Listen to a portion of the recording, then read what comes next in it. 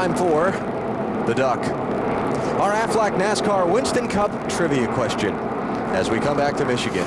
When was the last time Richard Childress Racing won 3 straight NASCAR Winston Cup races? Thinking about Harvick winning at the Brickyard and Robbie Gordon winning at Watkins Glen. You probably have a clue what driver it's with. I would guess Earnhardt did it. Yeah, that's pretty good. But when? I don't remember. How about 1987? Dale won 11 races that season on the way to his 3rd of 7 Winston Cup championships. He started that year by winning 6 of the first 8 races. 87, I'm sorry. All right, let's take a look here on this pit entrance deal again. Right here's Ryan Newman. Here's Earnhardt, and here's Rusty Wallace. Now Newman decides he's going to stay out. Earnhardt's jamming. He's trying to get as many positions as he can getting in. Rusty says, I'm going back out. And it looked like Junior saw him just at the last second, but unable to dodge the 2 cars.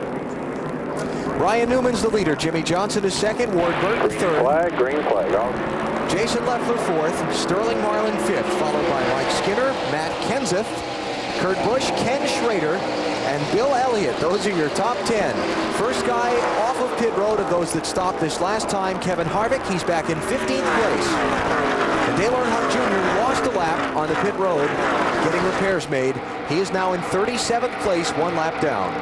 Rusty Wallace on the lead lap, 33rd place. In the 48 car, Johnson has better tires than Ryan Newman. And he's got 2 right side tires that are 9 laps fresher. But here's the thing I'm thinking about Newman, BP and Wally. He stopped at lap 55, didn't stop at 68 when Jimmy Johnson and the others did, and then didn't stop again at 78 when Harvick and the other guys he was racing with did. Well, I can't understand that myself. No. Sterling Marlin, the 40 car, trying to get by Jason Leffler in 0. Couldn't quite make it. Here comes Matt Kenseth into the battle. Championship leader Kenseth in the 17 started 33rd. Languished around in the back of the pack for most of the race, but now through that little strategy call, Dave, here he is into the top 10. And now the best news of all is that for all the problems they had with the car being tight earlier on the last stop, 4 tires, no changes. He stayed out this last time, but the time before that, no changes to the chassis. And Matt radioed in, hey guys, I think I've got a car. I can drive into the top 10. And he is running 5th right now.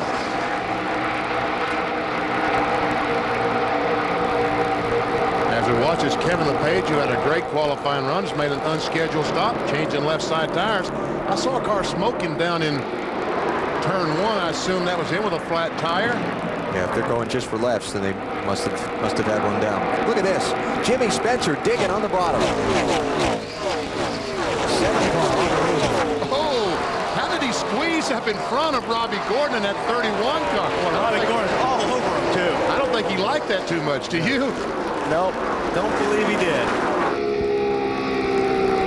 So Robbie's saying, why you? And he's got to catch him to let him really know how much he disliked it. Yep. A couple other things while we're watching this. Jamie McMurray is back on the track. Remember, he was involved in an accident at lap 17 when he had a right front tire go flat into turn 3 and hit the wall. He's in 43rd place, 53 laps down to the race leader. Derek Cope is behind the wall. Larry Foyt has gone behind the wall. And Spencer just blows by Joe Nemechek in the 25 car, puts himself in 17th position. How about this for 6th place? Jason Leffler just went by Matt Kenseth to pick up 5th. Here's Sterling Marlin by him to pick up 6th. And now Kevin Harvick pushing his way back to the front.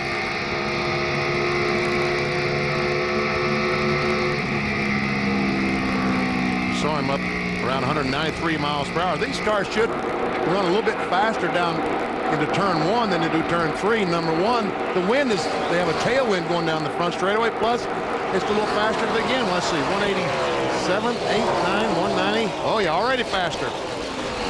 200 miles per hour. Or better. Or better.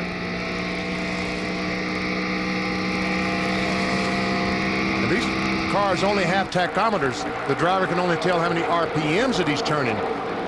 If they had speedometers, they'd probably park. Didn't see that brake light come on. Got a good handling car. You don't have to use the brakes here in Michigan to set the front of the nose. Fourth, check that fifth and sixth place here. Sterling Marlin taking fifth away from Jason Leffler in the 0.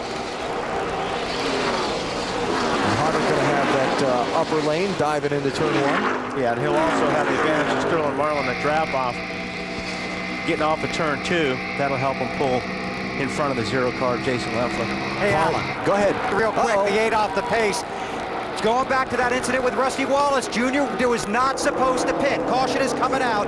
Jr. wanted to pit. They told him, no, stay out, stay out. So it might not all be on Rusty here. Oh, okay. Well, there's pieces of debris from Junior's car down this front straightaway, and so the caution's going to come out for that. That's going to be the 5th yellow of the race. Look at, we saw yesterday with the 19 car of Jeremy Mayfield how much damage the tire did to the right rear quarter panel. Well, look at the damage that he did to the front on the 8 car. And again, championship contenders in trouble except for Matt Kenseth. I've got to disagree with Bill on that one. If somebody runs into you trying to get back on the racetrack, So if you it's were, not your fault. if you were writing the ticket here, you're writing it to Rusty. Darn right I am.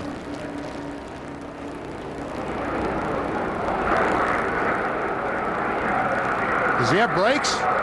Doesn't look like it. If he does, he's coming in awfully fast. Now he's going to have to start at the tail end of the longest line. Yeah. Would be the penalty for that. Look at that. Well, blew in the right spot. Coming off the corner instead of going in. NASCAR delivering an admonishment to Dale Jr. through the officials down on pit road about coming onto pit road at such a rapid rate of speed, saying it's uncalled for. All right, who's going to pit? Surely Ryan Newman's got to come in. Yes. Ward Burton going to follow. Matt Kenseth. Now a lot of these guys, the guys that didn't stop under the last caution, but even a lot of the guys who did. Look at this. Most everyone is coming down pit road. 1, 2, 3, 4. Because you can make it from here on one more stop. That's why they're all in. 7 lead lap cars are all that stayed out, Marty. I don't know, one more stop's going to be tight for this 12 bunch. They have a lot of fuel spill out right there. A little bit tight for Newman. It's going to be a little wedge in the right side right there. 2 rounds in, it'll be 2 tires for Ryan Newman. Bill? Bill? Waiting for Jimmy Johnson to make his way down pit road. Jimmy Johnson didn't come in. He stayed out, Didn't Bill. come. Yeah. He stayed out. Man, you got to get every drop in right now. Every drop. And we saw Ryan Newman's crew waiting to be sure they got the gas tank full. All right, let's see. Got 7 cars on the lead lap who stayed out. Jimmy Johnson's the first of them. He's going to take the lead. We'll gather it all up and lay it all out for you when we come back to Michigan. You're watching NASCAR on TNT. How about an update on the McDonald's Powerade drive-through pit crew competition? Elliott Sadler's team will spend the least amount of time on pit road at Watkins Glen among participating teams.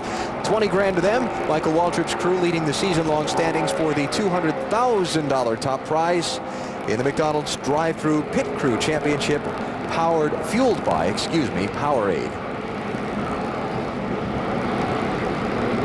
Wally, we are setting ourselves up for another fuel run. You notice that? Way. Seems that way.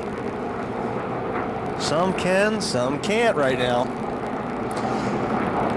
Got the jet blowers out on the track now trying to clean all that debris up from Dale Jr.'s car. So let's break here. We'll come back and set the picture for you for the restart in a minute. Jimmy Johnson leads. You're watching NASCAR on TNT.